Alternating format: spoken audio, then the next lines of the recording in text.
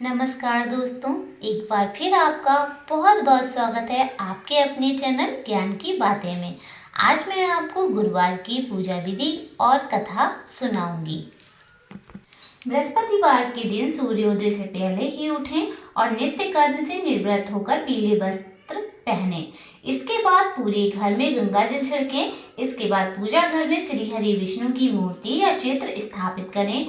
फिर पीले रंग के गंध पुष्प और अक्षत चढ़ाएं। इसके बाद चना गुड़ और मुनक्का चढ़ाकर विधि विधान से पूजा करें। इसके बाद व्रत की कथा पढ़ें। कथा पढ़ने के बाद केले के पेड़ में जल चढ़ाएं। आइए अब गुरुवार की व्रत कथा को सुनते हैं। प्राचीन समय की बात है। भारतवर्ष में एक राजा राज्य करता था। वह बड़ा प्रतापी और दानी था। वह नित्य गरीबों और ब्राह्मणों की सेवा सहायता करता था। वह प्रतिदिन मंदिर में भगवान के दर्शन को जाता था, लेकिन यह बात उसकी रानी को अच्छी नहीं लगती थी। वह ना ही पूजन करती थी और ना ही दान करने में उसका मन लगता था।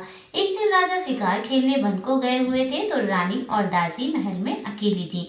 उसी समय बृहस्पति देव साधु भेष में राजा के महल में भिक्षा के लिए गए और भिक्षा मांगी तो रानी ने भिक्षा देने से मना कर दिया। रानी ने कहा कि ये साधु महाराज, मैं तो दान पुण्य से तंग आ गई हूँ। इस कार्य के लिए मेरे पति देव ही बहुत हैं।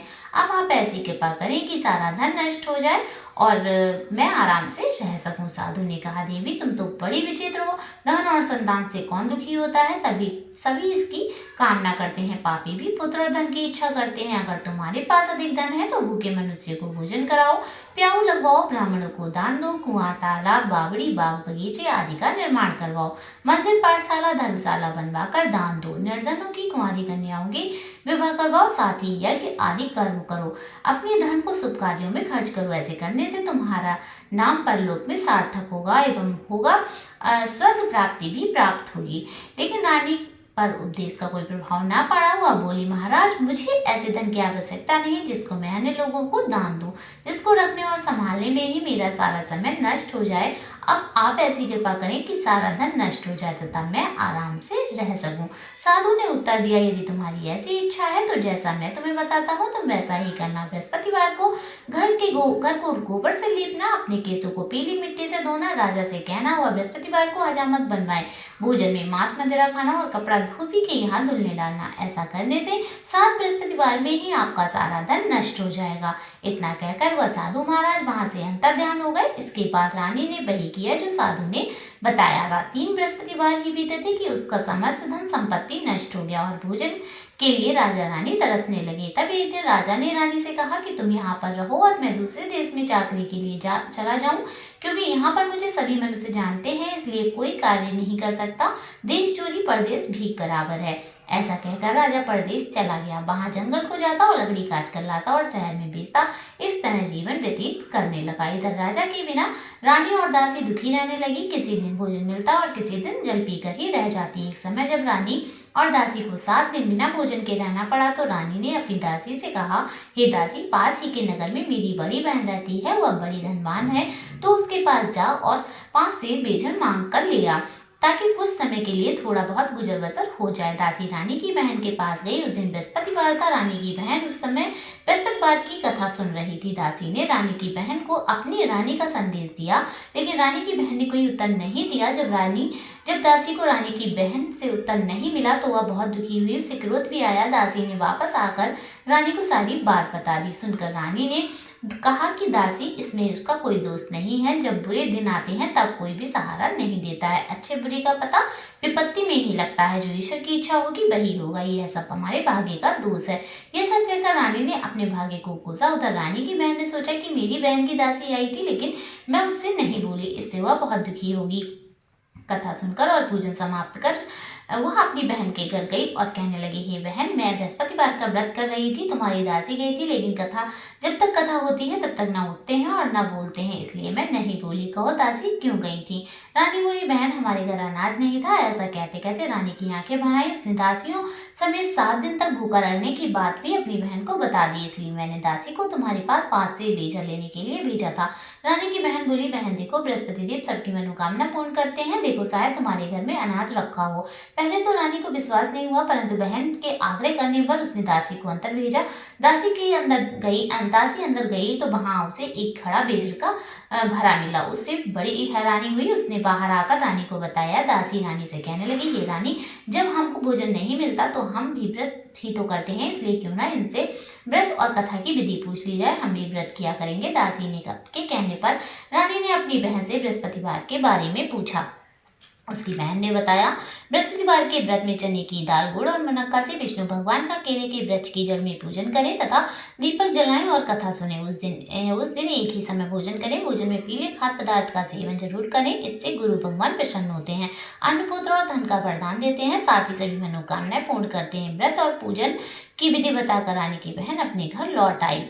रानी और दासी दोनों ही निश्चय किया कि बृहस्पति देव भगवान का पूजन करेंगे। 7 रोज बाद जब बृहस्पतिवार आया तो उन्होंने व्रत रखा। गुड़साल में जाकर चना और गुड़ बीन लाई तथा उसकी दाल के केले की जड़ तथा विष्णु भगवान का पूजन किया। अब पीला भोजन कहाँ से आए? दोनों बड़ी दुखी हुई, परंतु उन्होंने व्रत किया था, इसलिए बृहस्पति देव भगवान प्रसन्न थे। एक साधारण व्यक्ति के रूप में वो 2 थालों में पीला भोजन लेकर आए और दासी को देकर बोले, हे दासी, यह भोजन तुम्हारे और तुम्हारी रानी के लिए है, इसे तुम दोनों ग्रहण करना। दासी भोजन पाकर बहुत प्रसन्न हुई। उसने रानी से कहा, चलो रानी जी भोजन कर लो, परंतु रानी को भोजन आने के बारे में कुछ भी पता नहीं था, इसलिए उसने कहा कि जा तू ही भोजन कर, क्योंकि तू व्यर्थ में हमारी हंसी उड़ाती है। तब दासी ने कहा, एक व्यक्ति भोजन दे गया है। तब रानी ने कहा, वह व्यक्ति तेरे लिए ही भोजन दे गया है, तू ही भोजन कर। तब दासी ने कहा, वह व्यक्ति हम दोनों के लिए दोनों थालों में सुंदर पीला भोजन दे के गया है, इसलिए मैं और आप दोनों ही साथ साथ भोजन करेंगे। यह सुनकर रानी बहुत प्रसन्न हुई और दोनों ने गुरु भगवान को नमस्कार कर भोजन ग्रहण किया। उसके बाद से वे प्रत्येक बृहस्पतिवार को गुरुवार का व्रत रखने लगी। बृहस्पति भगवान की कृपा से उनके पास धन हो गया, लेकिन रानी फिर पहले ही की तरह आलस्य करने लगी। तब दासी बोले, देखो रानी, तुम पहले भी इस प्रकार आलस्य करती थी, तुम्हें धन के रखने में कष्ट होता था, इस कारण सभी धन नष्ट हो गया। अब गुरु भगवान की कृपा से धन मिला है तो फिर तुम्हें आलस्य होता है। बड़ी मुसीबतों के बाद हमने ये धन पाया है, इसीलिए हमें दान पुण्य करना चाहिए। अब तुम भूखे मनुष्य को भोजन कराओ, प्याऊ लगवाओ, ब्राह्मणों को दान दो, कुआं, तालाब, बावड़ी और बाग बगीचे आदि का निर्माण करवाओ, मंदिर, पाठशाला और धर्मशाला बनवाकर दान दो, कुंडल निर्धनों की कुंवारी कन्याओं का विवाह करवाओ, साथ ही यज्ञ आदि कर्म करो, अपने धन को शुभ कार्यों में खर्च करो, जिससे तुम्हारे कुल का यश बढ़े और स्वर्ग प्राप्त हो और पितर प्रसन्न हो। दासी की बात मानकर रानी शुभ कर्म करने लगी, उसका यश फैलने लगा। एक दिन रानी और दासी आपस में विचार करने लगी कि न जाने राजा किस दशा में होंगे, उनकी कोई खोज खबर भी नहीं हुई। उन्होंने श्रद्धापूर्वक बृहस्पति भगवान से प्रार्थना की कि राजा जहाँ भी हो शीघ्र वापस आ जाएं।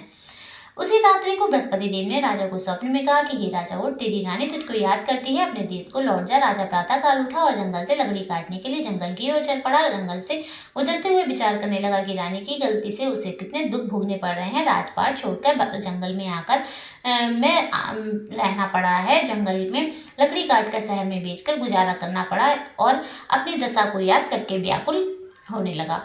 उसी समय राजा के पास बृहस्पति देव साधु के भेष में आकर बोले, हे लकड़हारे, तुम इस सुनसान जंगल में किस चिंता में बैठे हो, मुझे बताओ। यह सुन राजा के नेत्रों में जल भर आया। साधु की वंदना कर राजा ने अपनी संपूर्ण कहानी सुना दी।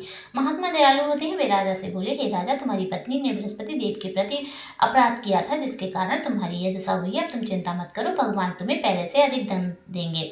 देखो, तुम्हारी पत्नी ने बृहस्पतिवार का व्रत शुरू कर दिया है। अब तुम भी बृहस्पति के व्रत में चने की दाल, गुड़ और मुनक्का से विष्णु भगवान का केले के वृक्ष की जड़ में पूजन करो तथा दीपक जलाकर कथा सुनो। उस दिन एक ही समय भोजन करना, लेकिन भोजन में पीले खाद्य पदार्थ का सेवन जरूर करना।